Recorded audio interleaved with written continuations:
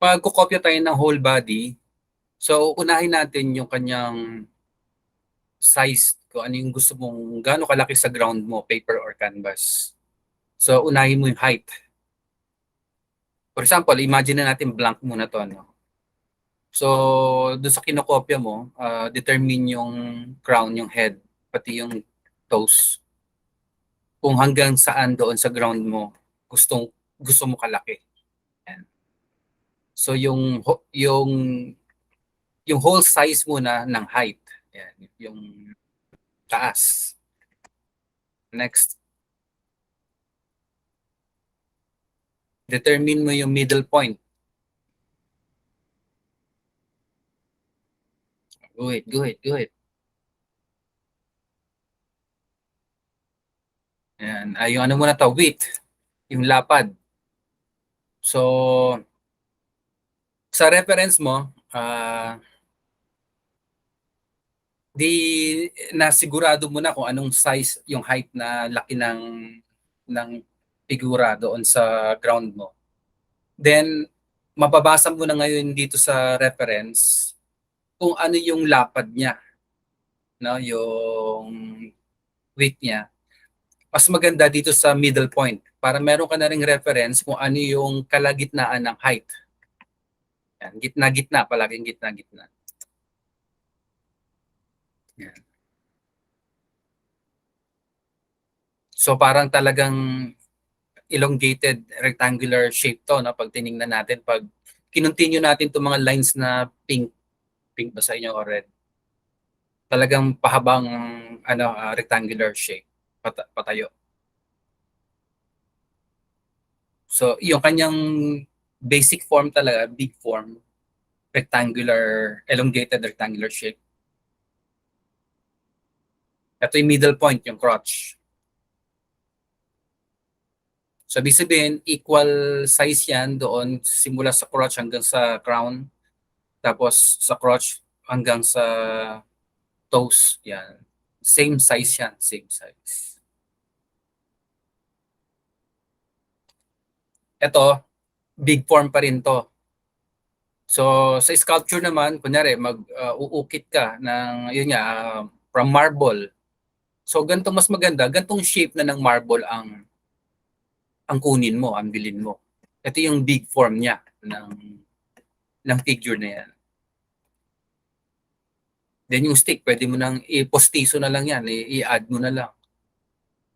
Pwedeng metal, di ba? From that big form, uunti-untiin nating walang pinagkaiba sa ano rin, sa sculpture. Uukitin ngayon natin to ng medyo malapit-lapit na sa detalye. Tulungan ko ng bumilis-bilis. Yan.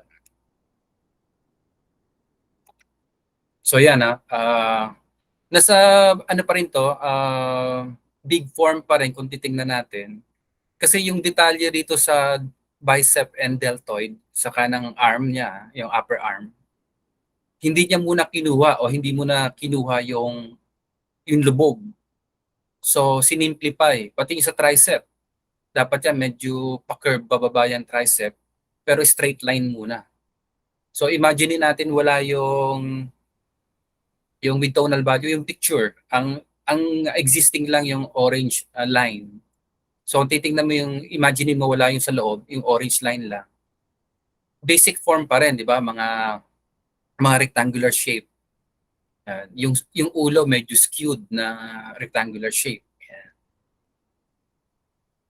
Then, next, paunti-unti. Ganon din sa, sa pag-uukit ng kahoy, marble.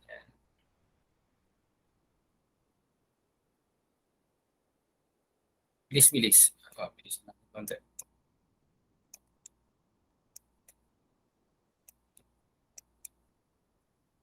So, eto na.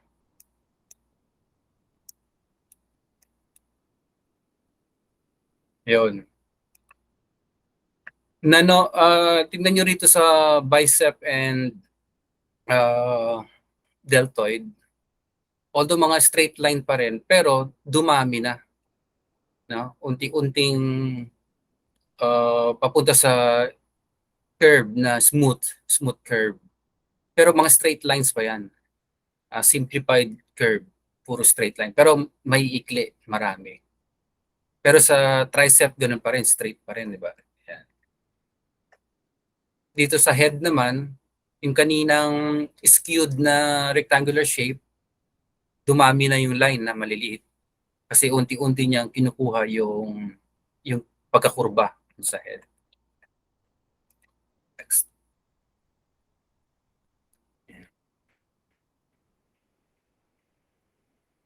Yan, puro mga ano lang muna yan, light lines. Parang construction yan, nagko-construct ka. Ito naman, in order para makuha mo yung degrees ng pagka-vertical line nito, itong stick. So pwede ka mag-refer dito sa edge ng picture, sa gilid, or maglagay ka ng line na malapit doon.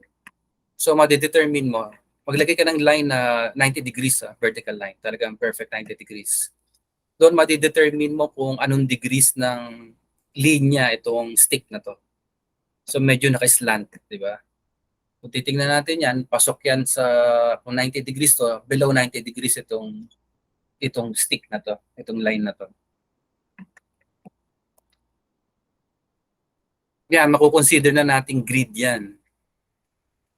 Ngayon, pag dumami pa, yan talaga yung traditional grid o yung nakasanayan nating grid. So dito, pinapakita na yung almost, no, ang katapat ng knee, yung tricep. Yan. Sa paglalagay ng vertical line, napapakita rito na ang katapat niya, madali mo na ma-sketch. Hindi pa papahaba yung upper arm mo kasi alam mo yung tricep malapit doon sa knee, sa right knee. Yan ang trabaho ng mga guidelines.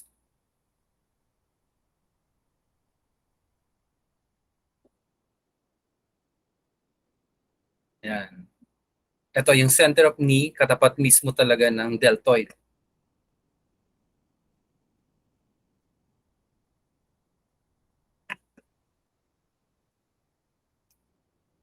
Yan. Yung yung sa singit, gilid ng singit, pati dun sa heel ng left foot niya, katapat naman dito sa traps niya, sa right traps, trapezius. Yan, ganun din, and so on and so forth. So yan, yung kanyang pelvic or sabi nating waist, nakatapat naman dito sa armpit, left armpit, and traps, left traps.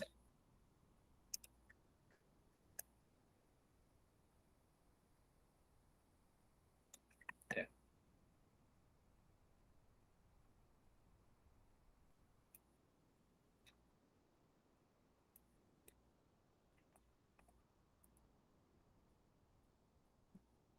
Yun ma'am, yung lesson ng figure drawing 1. Figure drawing 1, ano siya, static figure, hindi siya dynamic na hindi wala sa action pose. Ang figure drawing 2 naman, action pose. Ngayon, papakita ko na yung nilalaman ng CMO. Ano ba ang figure drawing 2? Share a window. Figure drawing 2.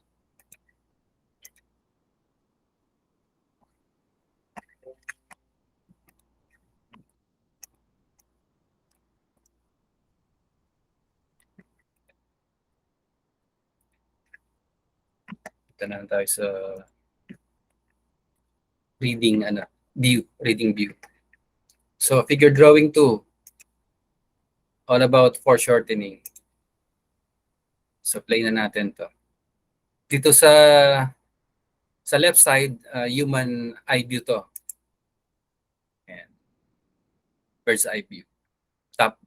Ibig sabihin lang naman top view. So, yan. Yung cylindrical na yan, so pag slightly ni-rotate natin, umiikli. Umiikli yan. Ang tingin doon sa may packaging tape ha, hindi yung sa blue. Yan. Umiikli yung isang elongated cylindrical shape.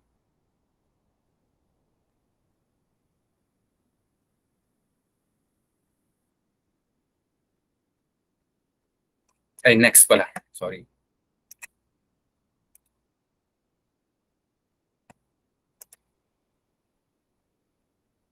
So, itong sketch ko na medyo deform lang ha. Iba yung degrees ng ano ng base din.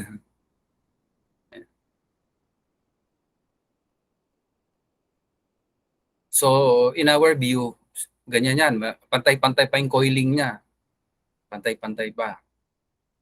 Pero sa gantong view na merong malapit at may malayo, yung cylindrical na yan,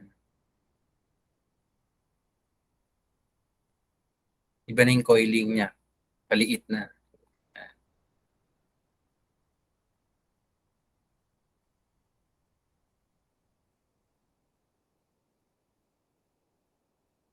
Siyempre, law of perspective, yung malayo, lumiliit, yung malapit, lumalaki. So, may apply natin yan sa mga limbs no, sa figure. Katulad itong arms. Ito.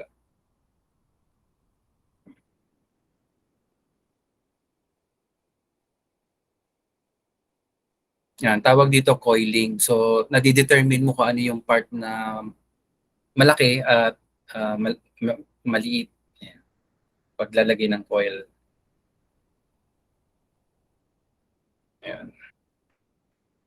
So ito, at itong good example ng foreshortening ma'am, yung cylindrical na yan sa view natin, no, pag malapit sa atin sa human eye view, yung malapit na circle na yan, siyempre pag nakatagilid, ellipse yan.